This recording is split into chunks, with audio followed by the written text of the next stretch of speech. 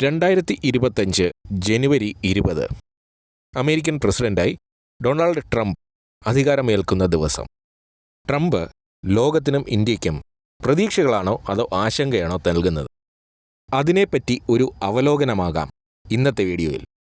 ആദ്യം, ട്രംപ് കാശ് കൊടുത്തിട്ടാണെങ്കിലും അമേരിക്കയുടെ സ്വന്തമാക്കും എന്ന് പറഞ്ഞ ഗ്രീൻലാൻഡിനെ പറ്റിയും, അതേപോലെ നമുക്ക് നമ്മുടെ POK നമ്മൾ സ്വന്തമാക്കുന്നതിനെ പറ്റിയും ഒന്ന് അവലോകനം ചെയ്തു നോക്കാം.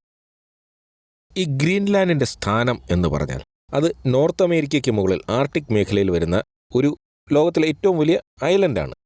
എന്നാൽ അത് ഒരു പ്രത്യേക രാജ്യം അല്ല. അത് ഡെൻമാർക്കിൻ്റെ ഭാഗമാണ്. ഡെൻമാർക്ക് എന്ന യൂറോപ്യൻ യൂണിയനിലെ രാജ്യത്തിൻ്റെ ഭാഗമാണ്. യൂറോപ്യൻ യൂണിയന് പുറത്തുള്ള യൂറോപ്യൻ യൂണിയൻ്റെ ഭാഗം, അതായത് യൂറോപ്യൻ യൂണിയൻ്റെ ഓവർസീസ് ആയിട്ടുള്ള ഒരു ഭാഗമാണ് ഗ്രീൻലാൻഡ്, അതായത് ഡെൻമാർക്ക് എന്ന രാജ്യത്തിലൂടെ. എന്തുകൊണ്ടാണ് ഡൊണാൾഡ് ട്രംപിന് ഗ്രീൻലാൻഡ് അമേരിക്കയുടെ കൂടെ ചേർക്കണം എന്ന് തോന്നിയതിൻ്റെ കാരണം? ഒന്ന്, ജിയോ പൊളിറ്റിക്സ്. രണ്ട്, സാമ്പത്തികം. എന്താണ് ഗ്രീൻലാൻഡിനെ സംബന്ധിച്ചുള്ള ജിയോ പൊളിറ്റിക്സ് എന്നത് മനസ്സിലാക്കണമെങ്കിൽ ആദ്യം ഗ്രീൻലാൻഡിൻ്റെ സാമ്പത്തിക മേഖലയെപ്പറ്റി മനസ്സിലാക്കണം. ഡെൻമാർക്ക് ട്രംപിൻ്റെ ഈ ഓഫറിനോട് വളരെ ശക്തമായും മിതമായ വാക്കുകളിലും പ്രതികരിച്ചിട്ടുണ്ട്. ഇപ്പോൾ ഗ്രീൻലാൻഡിൽ താമസിക്കുന്ന ആൾക്കാർ അവർ യൂറോപ്യൻ യൂണിയൻ സിറ്റിസൺസാണ്. കാരണം ഡെൻമാർക്ക് ഓൾറെഡി യൂറോപ്യൻ യൂണിയൻ മെമ്പറാണ്. അതുവഴി ഗ്രീൻലാൻഡും യൂറോപ്യൻ യൂണിയൻ്റെ മെമ്പറാണ്. ഗ്രീൻലാൻഡിൻ്റെ പ്രധാന വരുമാനം ഫിഷിംഗ് ആണ്. അവരുടെ എക്സ്പോർട്ടിൻ്റെ 90% മറൈൻ പ്രോഡക്റ്റുകളാണ്. ഒരുപാട് നല്ല ഇനം മത്സ്യങ്ങളും കൊഞ്ചുമൊക്കെ കിട്ടുന്ന മേഖലയാണ് ഈ ഗ്രീൻലാൻഡിന് ചുറ്റുമുള്ള കടൽ. പിന്നെ റൂബിയും സ്വർണവും. റൂബി രത്നങ്ങളുടെ കൂട്ടത്തിൽ വരുന്നതാണ്. അതിൻ്റെയും ഒരു വലിയ കലവറ തന്നെ ഗ്രീൻലാൻഡിലുണ്ട്. അതുപോലെ അവിടുത്തെ പ്രകൃതി വിഭവങ്ങൾ, മിനറൽസും മെറ്റൽസും കൊണ്ടും വളരെ സമൃദ്ധമായ ഒരു ദ്വീപും കൂടെയാണ് ഗ്രീൻലാൻഡ്.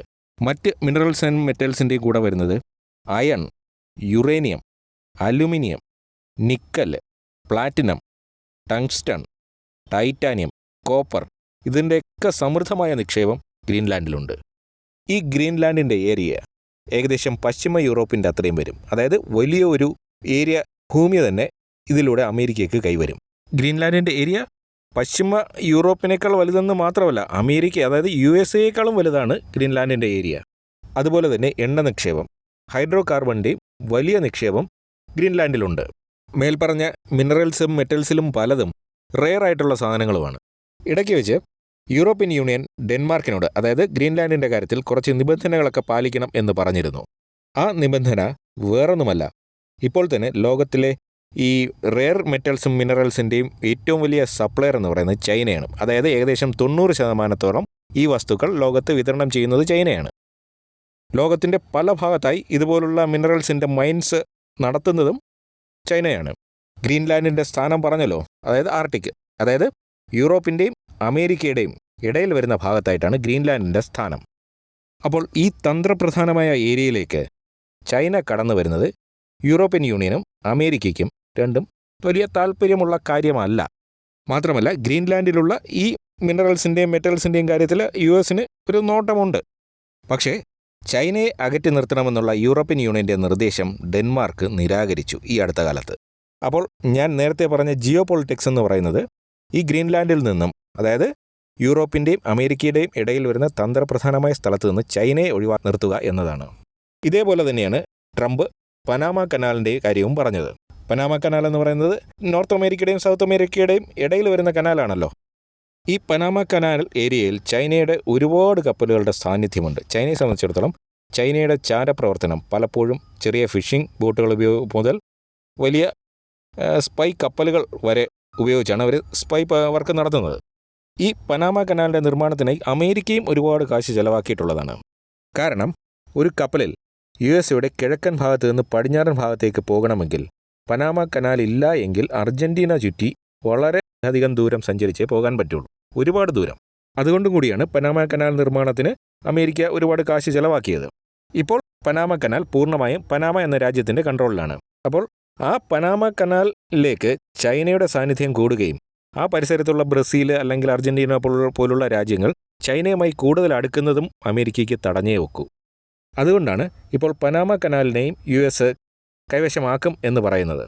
അപ്പോൾ ഈ ഗ്രീൻലാൻഡിനെയും പനാമ കനാലിനെയും US സ്വന്തമാക്കും എന്ന് പറയുന്നതിലെ കോമൺ ഫാക്ടർ ചൈനയാണ്.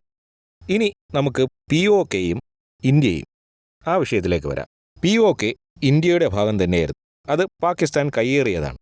ഈ ഗ്രീൻലാൻഡിനെയും പനാമയെയൊക്കെ USA സ്വന്തമാക്കും എന്ന് പറഞ്ഞ ആ വേളയിൽ നമ്മുടെ നാട്ടിൽ POKയെ പറ്റി നമ്മുടെ പ്രധാനമന്ത്രിയും ആഭ്യന്തരമന്ത്രിയായ അമിത്ഷായുമൊക്കെ വീണ്ടും പറഞ്ഞു തുടങ്ങുകയാണ്. POK ഇന്ത്യയിലേക്ക് വരും എന്ന്. ട്രംപ് അധികാരമേൽക്കാൻ ഇനി അധിക നാളുകളില്ല. അപ്പോൾ ഈ ഗ്രീൻലാൻഡിനെ പറ്റിയും പനാമ കനാലിനെയൊക്കെ ഏറ്റെടുക്കുന്നതിനെ പറ്റി സംസാരിക്കുമ്പോൾ നമ്മുടെ നാട്ടിൽ POKയെ ഏറ്റെടുക്കും എന്ന് ഉള്ള ഒരു സംസാരം നമ്മുടെ നേതാക്കന്മാരിൽ നിന്ന് തന്നെ വരുന്ന ആ ഒരു കാര്യത്തിന് എന്തെങ്കിലും പ്രത്യേകതയുണ്ടോ? ഇന്ത്യ POK കൈയടക്കിയാൽ അമേരിക്കയുടെ നിലപാട് എന്തായിരിക്കും? ട്രംപിന് പാകിസ്ഥാനോട് ഉള്ള ബന്ധം അത്ര സുഖകരമായ ബന്ധമല്ല. അതുകൊണ്ട് തന്നെ അമേരിക്ക ഒരു നിഷ്പക്ഷമായ നിലപാടെടുക്കാനാണ് സാധ്യത. അങ്ങനെ ഇന്ത്യ POK തിരിച്ചു പിടിച്ചാൽ നരേന്ദ്രമോദിയും ട്രംപും തമ്മിലുള്ള സൗഹൃദം POK ഇന്ത്യ തിരിച്ചു പിടിക്കുന്ന ആ സമയത്ത് ചിലപ്പോൾ ഗുണം ചെയ്യാൻ സാധ്യതയുണ്ട്. POK തിരിച്ചു പിടിക്കുന്ന സാഹചര്യത്തിൽ ഇതിനകത്ത് ഇടപെടാൻ സാധ്യതയുള്ള ചൈനയാണ്. പിന്നെ ചിലപ്പോൾ ബംഗ്ലാദേശ് ഒരു വിഷയമേ അല്ല. ആ സമയത്ത് ട്രംപിൻ്റെ ഒരു സപ്പോർട്ട് നമുക്ക് കിട്ടിയാൽ ചൈന അധികം ഇടപെടില്ല. ആ സാഹചര്യം മനസ്സിലാക്കിയായിരിക്കാം മോദിയും അമിത്ഷായും ഒക്കെ POK തിരിച്ചു പിടിക്കുന്നതിനെപ്പറ്റി സംസാരിക്കുന്നത്. പണ്ട് ജോർജ് ബുഷിൻ്റെയൊക്കെ കാലത്ത് അമേരിക്കയ്ക്ക് എവിടെയും കയറാം, വേറെ ആരും അങ്ങനെ കയറാൻ പാടില്ല എന്നുള്ളൊരു നിലപാടായിരുന്നു. അതായത് ഒരു ലോക പോലീസ്. അങ്ങനെയൊരു നിലപാട് ട്രംപ് സ്വീകരിക്കില്ല എന്ന് പ്രതീക്ഷിക്കാം. മാത്രമല്ല, ഗ്രീൻലാൻഡിൻ്റെ ഏറ്റെടുക്കുന്ന ഒരു സാഹചര്യമോ അല്ലെങ്കിൽ പനാമ കനാൽ ഏറ്റെടുക്കുന്ന ഒരു സാഹചര്യമൊക്കെ ഉണ്ടായാൽ അമേരിക്കയ്ക്കും പിന്തുണയ്ക്കാനോ അല്ലെങ്കിൽ സപ്പോർട്ട് ചെയ്യാനോ ആരെങ്കിലുമൊക്കെ വേണം. ഇന്ത്യയെ സംബന്ധിച്ച് POK തിരിച്ചു പിടിക്കുക എന്ന് പറയുന്ന ഒരു കയ്യേറ്റമല്ല, അത് നമ്മുടെ സ്ഥലം തന്നെ നമ്മൾ തിരിച്ചു പിടിക്കുകയാണ്. പിന്നെ POK തിരിച്ചു പിടിച്ചാൽ പണ്ട് ബംഗ്ലാദേശിന് സ്വാതന്ത്ര്യം വാങ്ങിച്ചു കൊടുക്കുകയും ഇപ്പോൾ ബംഗ്ലാദേശ് ഇന്ത്യയെ ചൊറിയുന്നതുമായ ഒരു സാഹചര്യം ഭാവിയിൽ ഇന്ത്യക്കുണ്ടാകുമോ എന്ന് സംശയിക്കുന്നവർ ഒരുപാട് പേരുണ്ട്. അതിനും രണ്ട് വശമുണ്ട്. ഒന്ന് പൊളിറ്റിക്സ് ആണ്. അതായത് ഇന്ത്യയിലെ രാഷ്ട്രീയ സാഹചര്യങ്ങൾ ചിലപ്പോൾ മാറ്റം വരാൻ സാധ്യതയുണ്ട്. കാര്യം അവരും കൂടെ വരുമ്പോഴത്തേക്കും പാർലമെൻറ്റിലും നിയമസഭയിലൊക്കെ സീറ്റുകളുടെ എണ്ണത്തിൽ വ്യത്യാസം വരും. മറുവശം എന്താണെന്ന് വെച്ചാൽ ബംഗ്ലാദേശിനെ ഇന്ത്യ സ്വതന്ത്രമാക്കുകയാണ് ചെയ്തത്, അല്ലാതെ ഇന്ത്യയുടെ കൂടെ ചേർക്കുകയല്ല. അതുകൊണ്ടാണ് ഇന്ത്യക്ക് പല കാര്യങ്ങളിലും അങ്ങോട്ട് നേരിട്ട് കയറി ഇടപെടാൻ പറ്റാതിരിക്കുന്നത്. പക്ഷേ POKയെ സംബന്ധിച്ച് അത് ഇന്ത്യയോട് ചേർത്ത് കഴിഞ്ഞാൽ അവിടെ എന്തെങ്കിലും പ്രശ്നമുണ്ടായാൽ ഇന്ത്യക്ക് അതിൽ ഏത് രീതിയിലും നിയമപരമായോ സൈനികമായോ എങ്ങനെ വേണോ ഇടപെടാൻ പറ്റും. ബംഗ്ലാദേശിനെ സ്വതന്ത്രമാക്കിയ മിലിറ്ററി ഓപ്പറേഷൻ മുൻപ് തന്നെ പല മിലിറ്ററി ഉദ്യോഗസ്ഥരും രാഷ്ട്രീയ വിദഗ്ധരും ഇന്ദിരാഗാന്ധിക്ക് മുന്നറിയിപ്പ് കൊടുത്തിരുന്നതായി പറയപ്പെടുന്നു. മതത്തിൻ്റെ പേരിൽ ഇപ്പോൾ ബംഗ്ലാദേശിൽ നടക്കുന്ന അക്രമങ്ങളും അതുപോലെ ഭാവിയിൽ ബംഗ്ലാദേശ് ഇന്ത്യക്കെതിരെ തിരിയാനുള്ള സാധ്യതയുമൊക്കെ പലരും ഇന്ദിരാഗാന്ധിയെ ഓർമ്മപ്പെടുത്തിയിട്ടുണ്ടായിരുന്നു. അതായത് വെസ്റ്റ് ബംഗാളിലുള്ള ഹിന്ദുക്കളെ ഇന്ത്യയോട് ചേർന്ന്, അതായത് ഇന്ത്യയുടെ ചിക്കൻ നെക്ക് ആ ഭാഗത്തേക്ക് കൊണ്ടുവരണമെന്നും അങ്ങനെയാണെന്നുണ്ടെങ്കിൽ എന്തെങ്കിലും ഒരു ആവശ്യം വന്നാൽ ഇന്ത്യക്ക് ഹിന്ദുക്കളെ ഏതെങ്കിലും രീതിയിൽ സഹായിക്കാമെന്നും അവിടെ ഇടപെടാനുള്ള സാഹചര്യം ഉണ്ടാകുമെന്നും ഇന്ത്യയുടെ ചിക്കൻ നെക്ക് എന്ന് പറയുന്ന ഭാഗം കുറച്ചുകൂടി സുരക്ഷിതമാകുമെന്നും പലരും മുന്നറിയിപ്പ് നൽകിയിരുന്നു. അന്ന് അങ്ങനെ ചെയ്തിരുന്നുവെങ്കിൽ ഇന്ന് ബംഗ്ലാദേശിലെ ന്യൂനപക്ഷങ്ങൾ അനുഭവിക്കുന്ന പ്രശ്നങ്ങൾ അതിലേക്ക് ഇന്ത്യക്ക് നേരിട്ട് ഇടപെടാമായിരുന്നു. അതായത് ചിക്കൻ നെക്കിൻ്റെ ആ ഭാഗത്തുകൂടി ഇന്ത്യക്ക് അവിടെ ഇടപെടാമായിരുന്നു. അപ്പോൾ ഗ്രീൻലാൻഡ്, പനാമ കനാൽ, POK വിഷയങ്ങളിൽ USAയും ഇന്ത്യയും പരസ്പരം പഴിചാരാതെ മൗനം പാലിച്ചാൽ രണ്ടു കൂട്ടർക്കും ഗുണം ചെയ്യാനുള്ള സാധ്യതയുണ്ട്. ഈ വീഡിയോ ഇവിടെ അവസാനിപ്പിക്കുകയാണ്. അപ്പോൾ അടുത്ത മറ്റൊരു വിഷയവുമായി ഞാൻ ഉടനെ വരും. Good bye.